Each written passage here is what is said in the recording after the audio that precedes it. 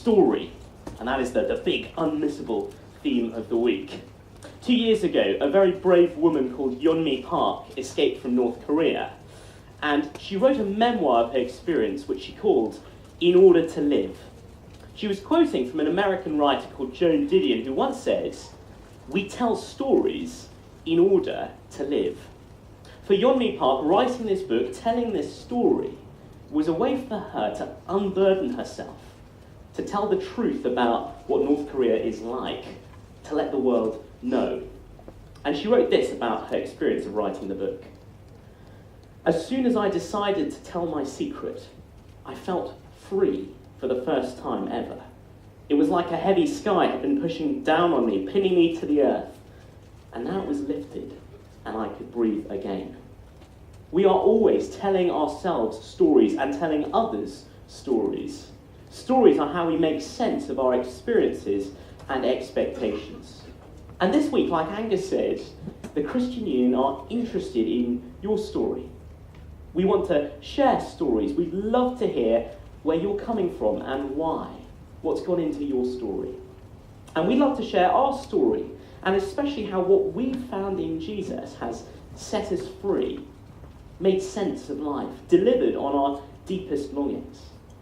And as we start this lunchtime, we're going to think about one of the most popular stories there is, the story that we are only matter, that it really is all sound and fury, signifying nothing, that the randomness of the cosmos, time, matter, and chance, applies to how our universe developed, how life was formed on our earth, and that we are not immune from that.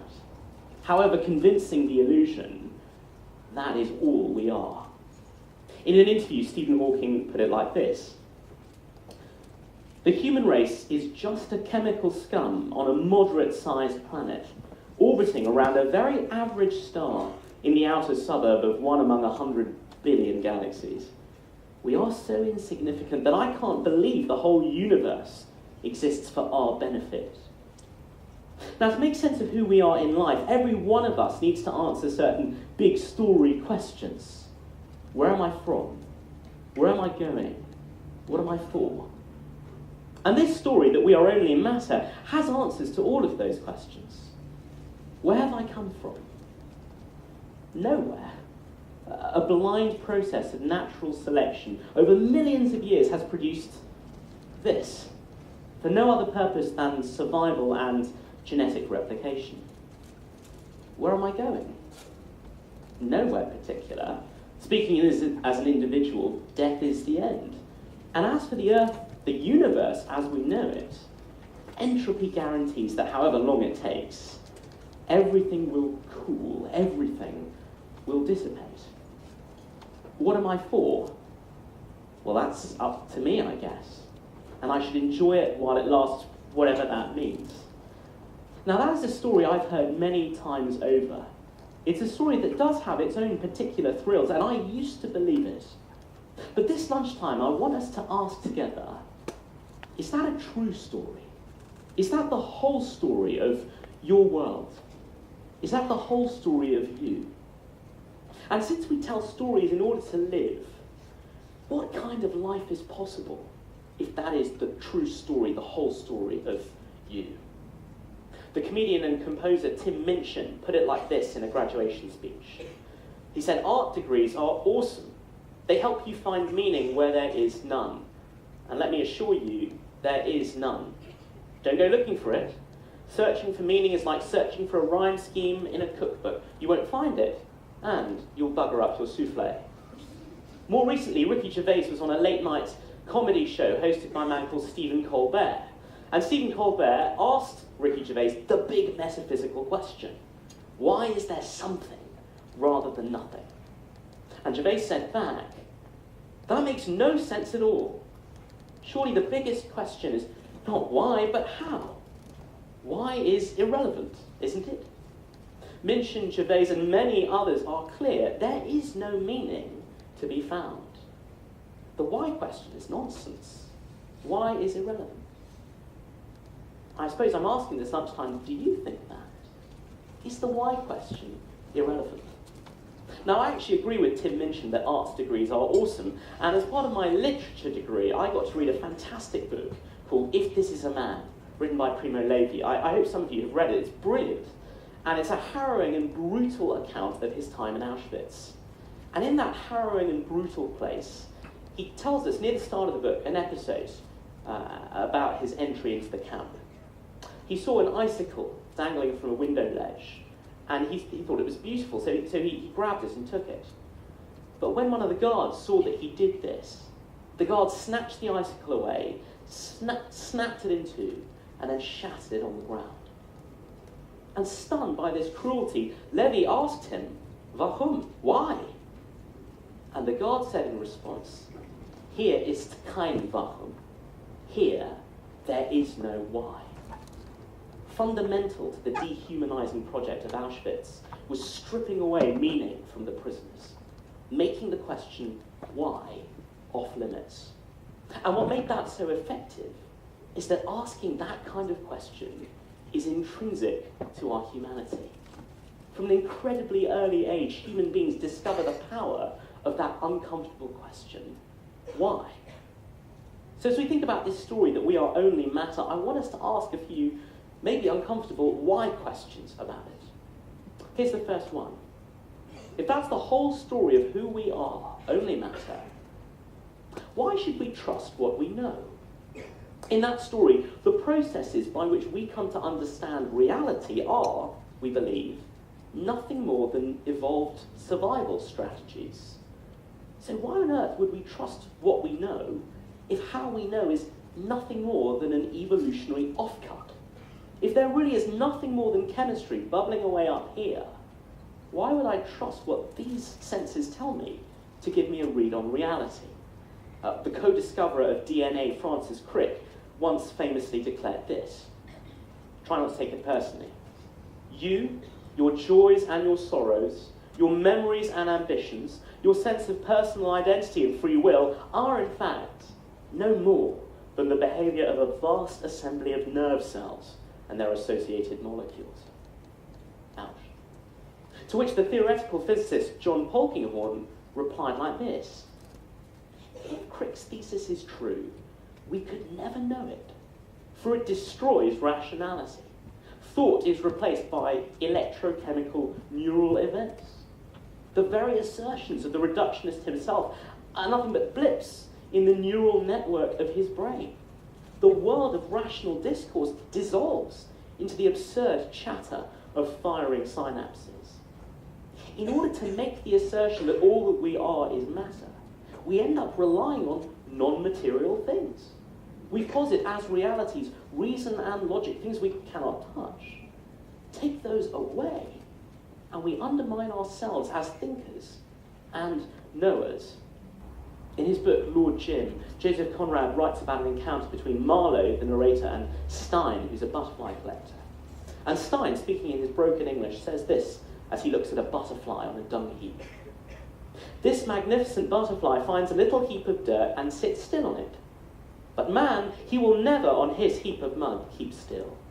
He wants to be so, and again he wants to be so. He wants to be a saint, and he wants to be a devil, and every time he shuts his eyes, he sees himself as a very fine fellow, so fine as he can never be. And because you cannot always keep your eyes shut, there comes the real trouble, the heart pain, the world pain. Why all our angst? Why the gap between who I am with my eyes shut and who I am with my eyes open? Why do I find myself asking these questions? To quote the French-Romanian playwright Eugene Ionesco, what a farce, what a snare, what a booby trap, we were born cheated. For if we are not to know, if there is nothing to know, why do we have this longing to know? If I'm only matter, do I even matter? Well, how could I? Not in any way outside the four walls of my opinion and experience.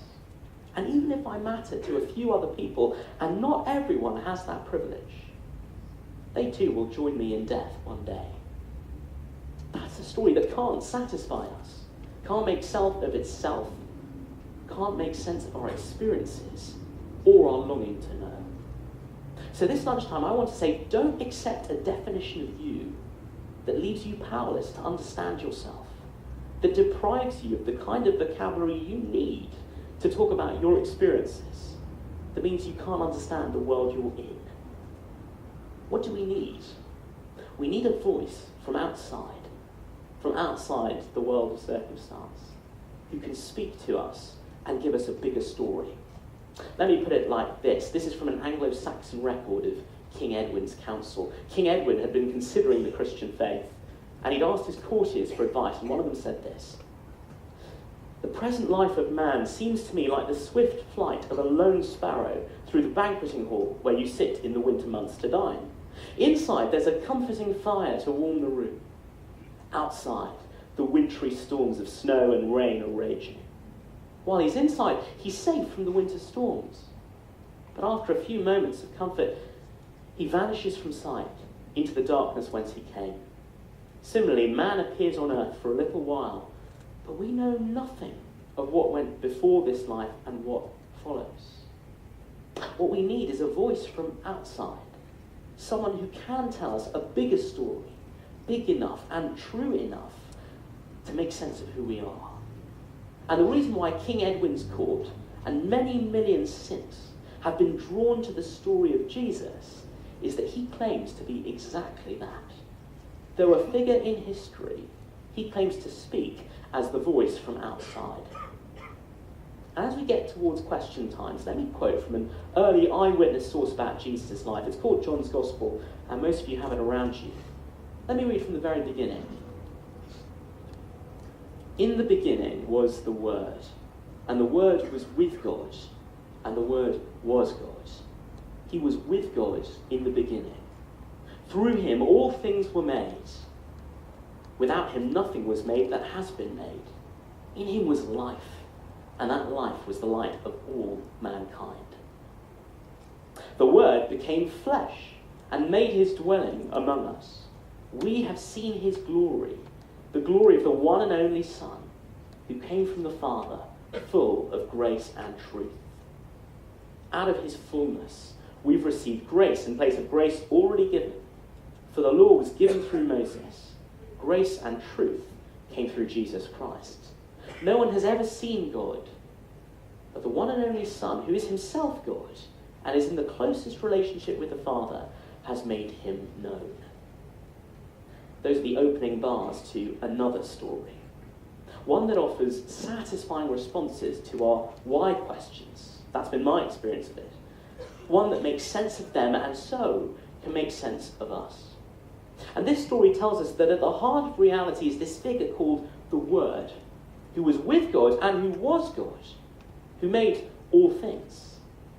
And this figure became flesh, God becoming a human being, the maker of all matter, choosing to inhabit a material existence as one of us. And for him, that is a humbling step down. But for us, that is an electrifying statement of our dignity. Because in this story, you matter that much. He chooses to come and be with you. To go back to that Hawking quote from the beginning, of course, the whole universe doesn't exist for our benefit. But the one for whom it does exist values us this much. Jesus presents himself as the author of reality, writing himself into the story as one of his own creation. And no other religion makes a claim as audacious as that. And if it's true, of course, it raises all kinds of questions. But it also means that the true story of you is so much bigger than only matter, so much bigger than chemical scum. It means that you're right to trust your reason as you explore this wonderful universe in which you live. It means you're right to take other human beings seriously and see the way they are treated as a matter of huge, even infinite importance. It means you're right to long for more than this world, even at its very best, seems able to give. Jesus steps onto the world stage with an extraordinary and history-changing offer of love. He claims to speak as a voice from outside, and if he is the one he claims to be, then he is able to tell us the whole story about ourselves. And that's not an assertion you have to just accept blindly. This historical figure invites you to investigate him, to weigh the evidence for his claim and see where it leads, to look at the impact this man had on history and judge for yourself what kind of man he really was.